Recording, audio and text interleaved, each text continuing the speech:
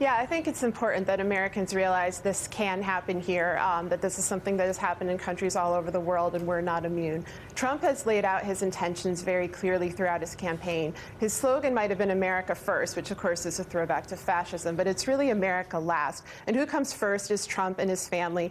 All the incidences you just described of installing his family within the administration, not divorcing his business interests from the government, not disclosing his tax returns, those are all signs of kleptocracy. Kleptocracy often goes hand in hand with authoritarian rule. You see this in particular in Russia and in other post-Soviet authoritarian states, in which the person in power can abuse executive laws, can often rewrite laws in order to keep that financial benefit flowing. And so we are much more vulnerable than we think. Our systems of checks and balances, of legal procedures, may not hold when somebody whose primary goal is the personally benefiting himself by stripping down the state to its parts, is in charge and is able to override some of those regulations. And Sarah, is there any reason to have confidence that a fully Republican government, meaning Republicans in control of both houses of Congress, as well as the Supreme Court, as well as sort of all the mechanisms of the state, would be a check or a balance on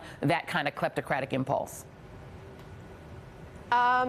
I think it is in their interest to be a check and balance on this sort of impulse. I actually think this is a nonpartisan issue. Authoritarianism is a nonpartisan issue. Kleptocracy is a nonpartisan issue. Because in the end, everyone in America will be hurt by this, regardless of political party, except for Trump and his team of backers, whose foreign ties should be investigated, whose foreign assets and links should be investigated. So I do think that it's in their interest to investigate this as well. Even if you are a Republican, even if you are, in his political party, you should kind of wonder, is he working for you? Is he working to serve the public, or is he working to serve himself? And there's a wealth of evidence out there. There's a long article in the New York Times just today that details a lot of these, nefarious financial transactions. And there's a lot of information we don't know, like his tax returns. So I would call for a congressional investigation of all of this. And I'm pleased to see that some Republicans, have taken the lead on looking into these things. And I hope that both sides, the Democrats and the Republicans, continue to do so.